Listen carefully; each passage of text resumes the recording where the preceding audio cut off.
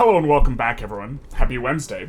Today we're going to be taking a look at definitely not Europa Universalis 5, Europa Universalis 5, aka Project Teaser. We are going to be discussing trade in this. I'm very, very excited. This dev diary actually leaves me probably, even though it's not necessarily as information dense as a lot of the other ones, it's a relatively short dev diary, it leaves me very, very excited based on a few things. And so let's get into it. Welcome to another Tinto Talks, the final of 4 on the economy system for our secret game, with codename Project Teaser. Now, I noticed the lack of a happy Wednesday, but since I'm so excited about this one, I suppose we'll overlook it this time. Today we will talk about all things related to trade, including markets, merchants, and trades.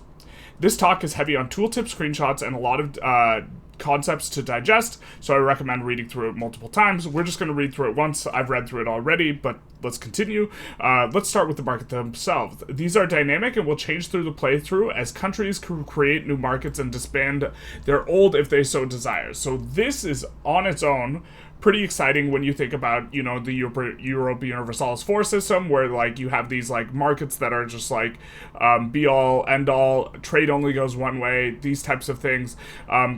But now they are dynamic. You can create them, you can delete them, and this already is exciting because it creates, you know, more strategies. But let's continue on, and it gets better. Each market has a center in a location, and so you put a market center in that location, and the owner of that location is in control of over that market. Okay, a little bit of a maybe bummer that you can't influence control as much over the market if you are not in absolute control of it, but there will be more to tease out here. Every location in coastal sea zone will belong to the most fitting market.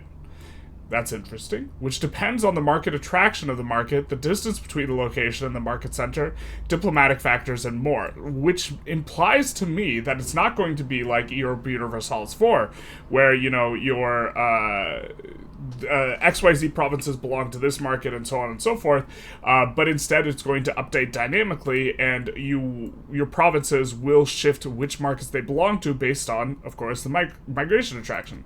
We can see here we do have a bit of a tooltip for the Riga market, which has a market attraction of 6.09%.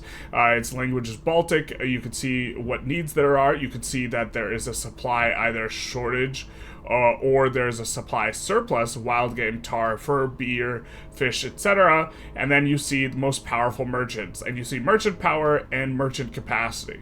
So this is where we get into stuff that starts to resemble, you know, Europa Universalis 4 as we kind of know it, where we're talking about having both a combination of merchant power and merchants. Okay. A market has merchants who have a power depending on buildings and maritime presence in the market, and merchant capacity, which depends on the infrastructure for trade that the country has in that market. So let's continue. The merchant power impacts in which order exports from a market are executed, as there's not an endless supply of goods in a market. And so the merchant power impacts in which order exports from a market are executed, as there's not an endless supply of goods in the market. So I'm taking this to understand that the people who are going to get the juiciest opportunities for trade are going to be the ones with the most merchant power, and their merchants will execute their trades first, and then priority will go to the next person down. The merchant capacity impacts how many goods the merchants can ship. And so you get more merchant capacity, you could ship more goods. I'm assuming this will scale with various modifiers, but being the one with the merchant power giving you, you know, the opportunities for the really, really juicy trades is a bit interesting. Also, interesting is it's talking about export specifically, which is interesting to me, because I'm curious as to how the imports are going to work, but this is just talking about export. But okay. We see the merchant capacity in Riga.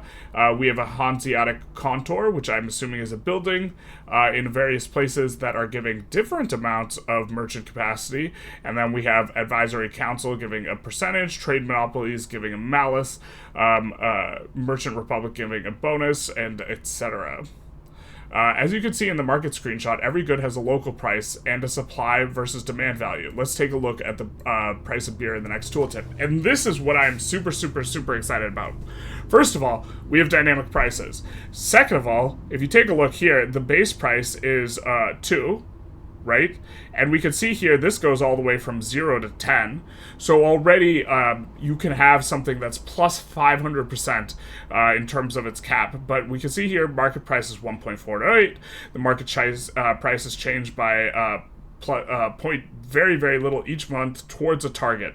So the price is going to update dynamically towards targets, not in an instantaneous light switch sort of way, which I'm wondering if this has to do with if there are any stores of the good, or if stores of the good are going to offset or induce, a sort of equilibrium tick rather than a light switch tick, but it's trending towards a given price. Okay. Already interesting. We don't know why it trends. We don't know if something makes it trend faster, slower, or this type of thing. This is the base price. This is the base price of 2 is modified by minus 24% due to an effective supply of 15.81% and an effective demand of 10.7. Now, this is the really, really exciting part, at least for me, and a price stability of 20%. Now, they're not explaining exactly what price stability is here, but in my mind, price stability, this is referring to a good's elasticity, where a very, very elastic good is going to change, or good for which there is demand is very, very elastic, will mean that as the price of the good goes up, the demand for the good goes down. Or something that's very, very inelastic will not change demand very much. And what this means is that the price can vary much, much more on the goods that are inelastic, because people will always demand them even if supply goes way down, even if price shoots up. Now, this is really exciting to me because it will be interesting to see if price is your effective, like how much your deficit or your surplus of the good is, if the price is influenced by this price stability modifier, or if this is influencing just how fast the equilibrium changes. We don't really know, but this is what looks like a mechanic that is going to make it so that some prices are stickier than others. So some goods might have really, really, like a grain, for example, might have really, really sticky prices. It might be really hard to get a really expensive grain price because people will always start foregoing other stuff in exchange for grain.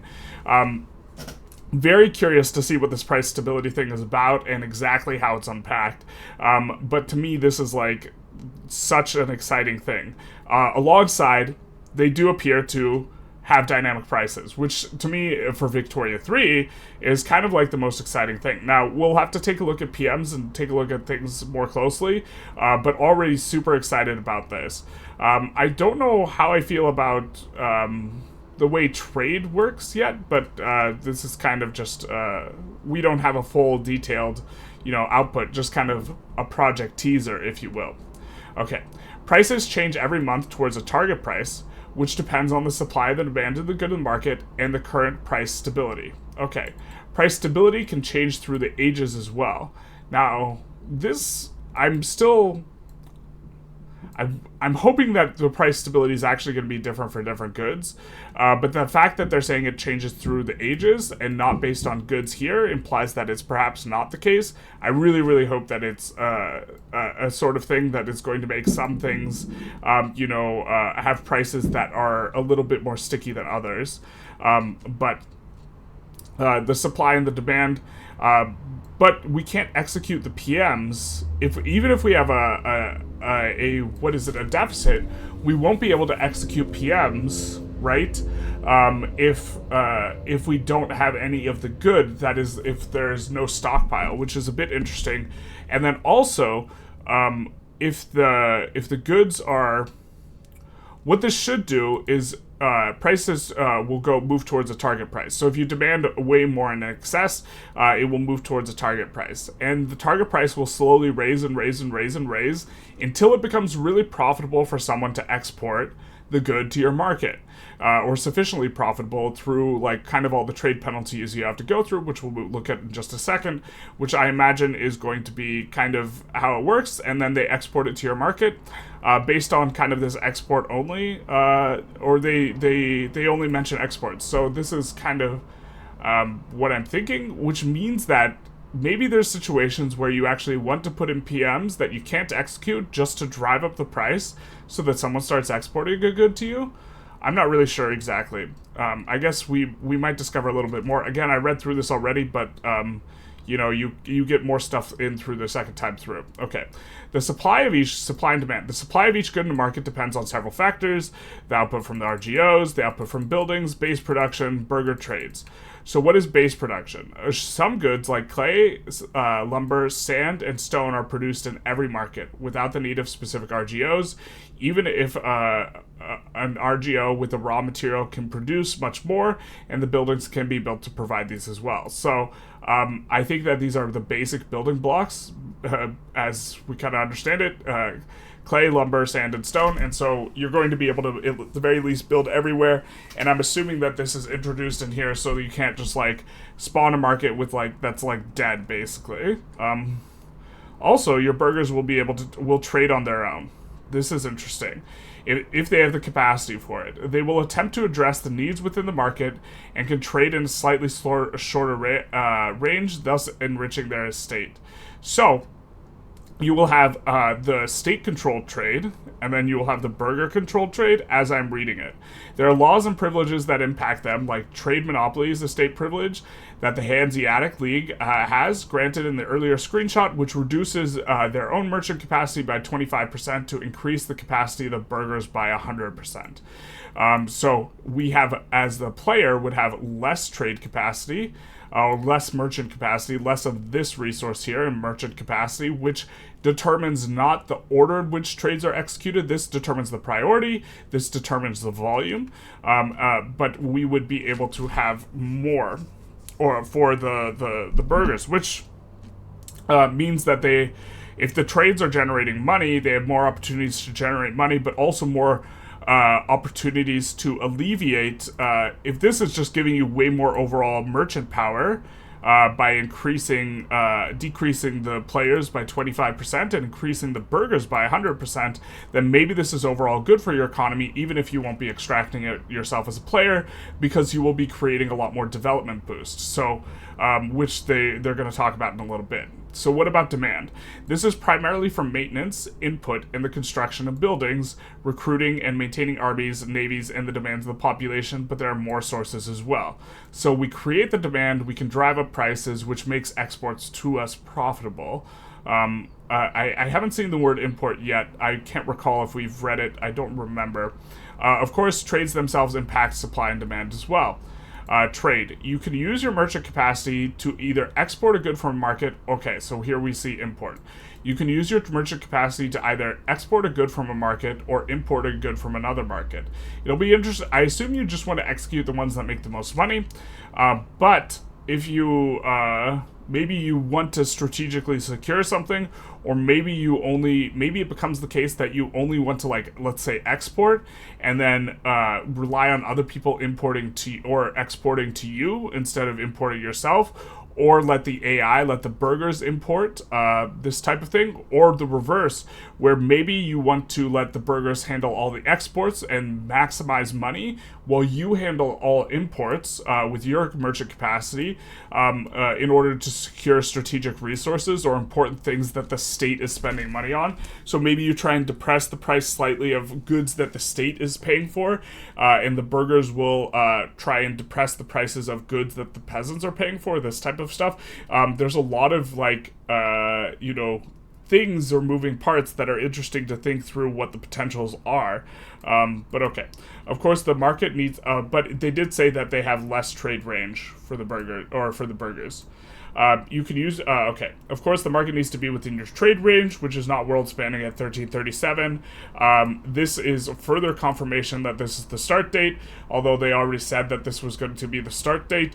But it would be very weird to put this in Well, okay, so obviously this is a gamer meme number as well, so because leet, but it's also strange to put this in if this is not actually the start date as a reference, unless you're really, really committing to the meme and the deception, the Great Deception project teaser. A trade is a variable amount of goods shipped from one market to another, purchasing it for the local price in the exporting market.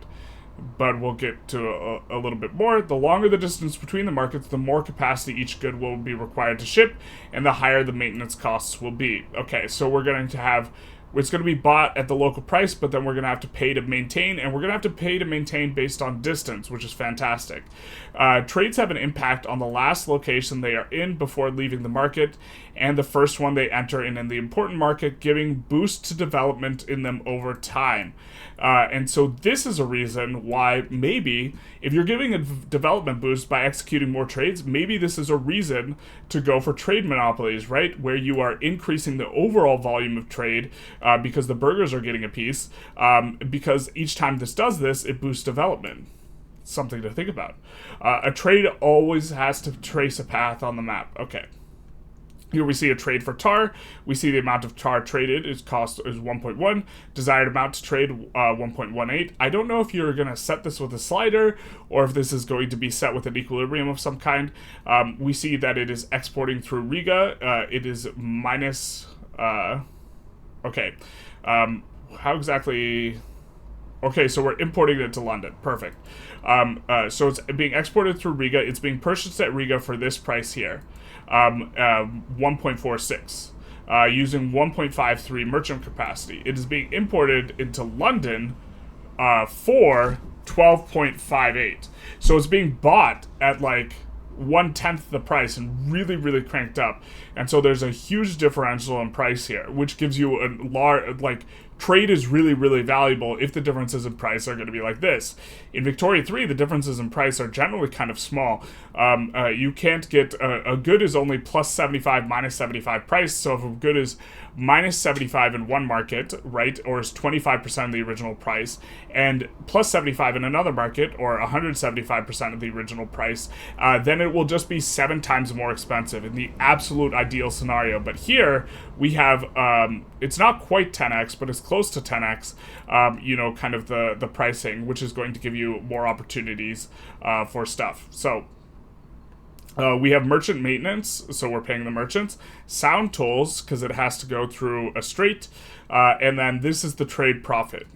And then you can cancel the trade. Okay. Our merchant power makes us get the amount of goods we want. Makes us get the amount of goods we want in Riga. Our merchant power, that gives you priority, right? Okay, as I read it earlier. There are also sound tolls if you pass through Øresund or Bosphorus to consider, so there's 2 places that create sound tolls. Okay, something to consider, obviously. Diplomacy and trade. There are many diplomatic factors that impact trade and the market mechanics of Project Teaser. First of all, you can deny market access to a nation owning a market, which will reduce the attraction of their markets on your location. So it will reduce the attraction of their markets on their location, so it'll force them out of your market, which may be good or bad. I mean, if you're trying to deny military supplies, for example, and you have a lot in your market, this makes a lot of sense, but also make anyone with merchants in those markets upset with you. So, let's say so the people who have merchants that are also in your market would not like the fact that you're denying them opportunities for profitable things. If you're just trying to deny them for military reasons, let's say. You can also request and or offer market access preference, making it likelier for a country's location to belong in a certain market. Interesting. So this will influence it beyond the attraction type modifier we see up here, 6.09% extra attraction. I assume that you will have a preference towards your own markets, or markets that you own, provinces you own will have, or locations you own will have a preference to you. If you just like paying sound tolls, you can always ask for an exemption. Some countries will have isolated themselves completely, so you need to negotiate specific exception to allow you to export or import from their markets. There's also a possibility to embargo a country, which would block your merchants from the country to trade in your markets and also not be allowed to move through your country. This is very interesting. So, if we embargo someone, then we can increase the price of, any type of, what is this? There was some modifier here that made, was it merchant maintenance? Where is it that it makes it more expensive? Well, we think that it makes it, we know that the longer the trade, it'll take more merchant capacity, so it'll increase merchant capacity if they have to go around because we embargoed them to not let them through our locations. And so it would require more merchant capacity here. Of course, this is a legit casus belli, too legit to quit, so use with care. Other aspects of trade. Each market can have specific goods banned for import, export, or import, with one of the most common ones being that Muslim markets will ban import and export of beer, wine, liquor. Now, so this will ban, I don't know if this is locking the player into this sort of consideration, but certainly if this is a little bit interesting. Makes a lot of sense for imports, but also this means you can strategically lock down a resource. Like, let's say we are playing like Sweden, and we're fighting London, right? And they need tar for fort maintenance. Then it would make sense for us to ban the export of tar if they are using that tar to tar us, as it were. We mentioned in earlier Tinto talks that markets will have stockpiles so that surplus can be stored for a rainy day. These are built. There are buildings that will increase the amount that can be stored. There's also food in markets with price adapting to the supply and demand of food as well. We see a food stockpile in the Riga market. This is an amount of food that currently sits in stockpiles in the Riga market. We see the top 5 food producers and the top 5 consumers. Now, this is a bit interesting. This doesn't seem like... Is this the amount that is stored in each of these states? I don't really know. And is this a bunch of states that have zero storage themselves? Or is this like a weekly tick of them producing food? I don't really know what exactly these numbers are referring to in regards to the stockpile. I guess I assume it's these places have these huge stockpiles, and then these places are the ones that are consuming the most. I don't see any overlap between any of these. So the places with the biggest stockpiles, the biggest I guess this says producers. We have to assume it's production, but kind of an unclear little tooltip. Västergötland or this is Swedish, so I don't know what it means. Shout out to Sweden. There are also automation options where you can assign trading completely to the AI. You can also lock some trades so the AI will not interfere with them. Spectacular. So the thing that scares me about when you add a ton of like detail and options to the game is when you are adding tedium, you don't necessarily want to hyper micromanage everything, and sometimes you just want to do broad strokes, sometimes you want to execute specific things, and the fact that there will be automation and you can customize the automation to, exclude certain things, and you can also put embargoes on certain goods and this type of stuff. Very, very, very exciting from a gameplay perspective that this is going to be present in there. Because if we had to manage every single trade route of every single location on every single thing, this would probably get pretty tedious, and so this is a really big one. Okay, so stay tuned. Next week we will be wishing you a happy Wednesday at the start instead of being rude. Oh no, wait. Next week we will be talking about mercenaries, levies, and regulars, which is big exciting for the military crowd. I'm really mostly excited about the economics. This is what attracted me to Victoria 3 in the first place, especially with dynamic prices. I think that this is the coolest thing in Victoria 3, and the fact that they're introducing this along with another modifier of price stability, which, I think will be pretty cool, but we have yet to see, leaves me so excited. This for me is the nut, this right here. I'm excited for if there are different price stabilities for different goods and if this changes strategies and this type of thing. But overall, all of this seems super cool. I'm super excited about it. If you're excited, put big nice in the comments. But I hope you enjoyed this rundown. If you did, please feel free to like, comment, subscribe. Do the YouTube algorithm thing. And other than that, have a happy Wednesday.